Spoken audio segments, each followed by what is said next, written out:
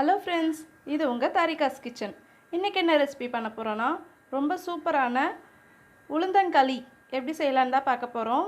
வாங்க இதை எப்படி செய்யலான்னு பார்க்கலாம்.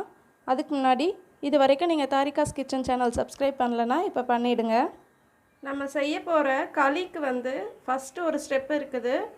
அது என்னென்னா, நான் இப்போ ஒரு கப்பு சிவப்பு அரிசி எடுத்திருக்கேன், அதாவது புட்டரிசி. அடுத்தது அரை கப் அளவுக்கு கருப்பு உளுந்து, உடச்ச உளுந்து தான் நான் இன்றைக்கி எடுத்திருக்கேன். நீங்கள் முழு உளுந்தும் யூஸ் பண்ணலாம். அப்புறம் 2 பெரிய ஸ்பூன் அளவுக்கு 2 ஸ்பூன் வெந்தயம் வச்சுருக்கேன். இந்த மூணுத்தையுமே வெயிலில் நல்லா சூடேறுற அளவுக்கு காய வச்சுக்கணும். அப்போ தான் இது நல்ல பவுடர் ஆகும். இப்போ இந்த மூணுத்தையுமே மிக்சியில் போட்டு பவுடர் பண்ணிடலாம். நல்ல நைஸாக பவுடர் பண்ணணும். மேக்ஸிமம் எவ்வளோ முடியுதோ அவ்வளோ பண்ணிக்கோங்க. பாருங்கள், நான் நல்லா அரைச்சிட்டேன். இந்த மாதிரி தான் நல்லா நைஸாக அரைக்கணும். கருப்பட்டி எடுத்திருக்கேன், இந்த மாதிரி இருக்குது. இதை பொடி பண்ணி கரைச்சி எடுத்துக்கலாம். பாருங்கள், நல்லா பொடி பண்ணிட்டேன்.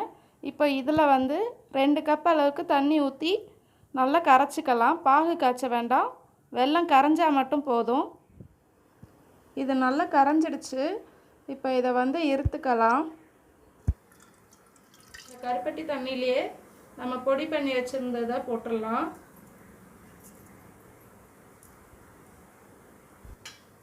இதை நல்லா கட்டி இல்லாமல் கரைச்சிக்கோங்க.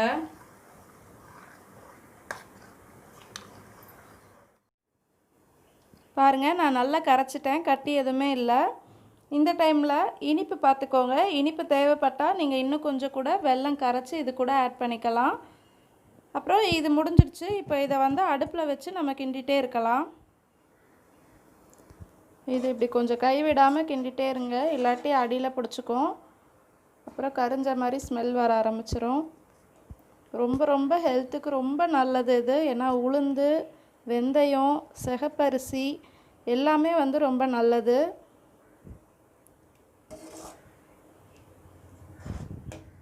பாருங்கள், கிண்ட கிண்ட எவ்வளோ திக்காயிடுச்சுன்ட்டு.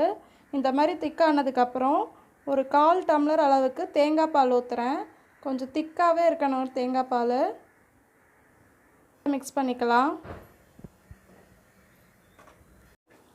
இப்போ பாருங்கள், நம்ம கலரை அடியில் கொஞ்சம் லைட்டாக பிடிக்கிற மாதிரி இருக்கும். அது இல்லாமல் நம்ம கலர்றதுக்கு கொஞ்சம் கஷ்டப்படுற மாதிரி இருக்கும். அந்த டைமில் கொஞ்சமாக நல்லெண்ணெய் ஊற்றிக்கலாம். இந்த மாதிரி கொஞ்ச நேரத்துக்கு இதை பிடிக்க நம்ம கொஞ்சம் நல்லெண்ணெய் ஊற்றி தான் கலரணும். எப்படி ஹல்வா பதம் எப்படி வருமோ அந்த பதம் வர அளவுக்கு நம்ம நல்லெண்ணெய் ஊற்றி கலரிட்டே இருக்கணும். இப்போ பாருங்கள், எண்ணெய்லாம் கொஞ்சம் பிரிஞ்சு வந்துக்கிட்டே இருக்குது. இந்த டைம்லேருந்து நம்ம எண்ணெய் ஊற்றுறத ஸ்டாப் பண்ணிடலாம். இப்போ இதையே திரும்ப கலர நல்லா அல்வா பதம் மாதிரி வர ஆரம்பிச்சிரும். கடாயில் ஒட்டாமல் இந்த மாதிரி சுருண்டு வர ஆரம்பிச்சிருக்குது. இதுதான் பதம். இது இன்னும் ஒரு 2 மினிட்ஸில் ஃபினிஷ் பண்ணிடலாம். இப்போ இதுக்கு மேலே 2 ஸ்பூன் நெய் ஊற்றிக்கலாம். நல்லா மிக்ஸ் பண்ணிடலாம். நான் எதுக்காக நெய் ஊற்றிருக்கேன்னா, இது அவசியம் இல்லை, இருந்தாலும் சில பேருக்கு அந்த நல்லெண்ணோட ஸ்மெல்லு பிடிக்காது. ஓவர் டாமினேட்டிங்காக இருந்தால் பிடிக்காது. அது கொஞ்சம் பேலன்ஸ் ஆகிறதுக்காக தான் நெய் ஊற்றிருக்கேன். பாருங்கள், உங்களுக்கு தெரியும் எந்த அளவு சுருண்டு வருது பாருங்கள். அவ்வளோதான், நம்மளோட களி ரெடி ஆயிடுச்சு. பாருங்கள், நெய், எண்ணெய் எல்லாம் எவ்வளோ அழகாக தனியாக வந்துட்டுருக்கு பாருங்கள். நல்லா மிக்ஸ் பண்ணி விடுங்க. அவ்வளோ ஸ்ட்ரென்த்தான ஒரு ஐட்டம் இது. உளுந்தெல்லாம் போனுக்கு, அவ்வளோ பேக் போனுக்கு அவ்வளோ நல்லது. எஸ்பெஷலி லேடிஸ்க்கு, கேர்ள்ஸ்க்கெல்லாம் கொடுக்கணும். சின்ன வயசுலேருந்தே கொடுக்க ஆரம்பிச்சிருங்க. பெரியவங்க யார் வேணால் சாப்பிட்லாம். சின்ன பசங்கள்லேருந்து பெரியவங்க வரைக்கும் சாப்பிட்டுக்கலாம். அவ்வளோ நல்லது உடம்புக்கு. இங்கே பாருங்கள், நம்ம செஞ்ச களி இந்த மாதிரி உருண்டு வரணும். அதுதான் சரியான பதம். பாருங்கள், நம்மளோட களி ரெடி ஆயிடுச்சு. இந்த களி ரொம்ப ட்ரெடிஷ்னலான ஒரு டிஷ்ஷு தான். அதுலேயும் ரொம்ப ஸ்ட்ரென்த் இருக்கும் இதில்.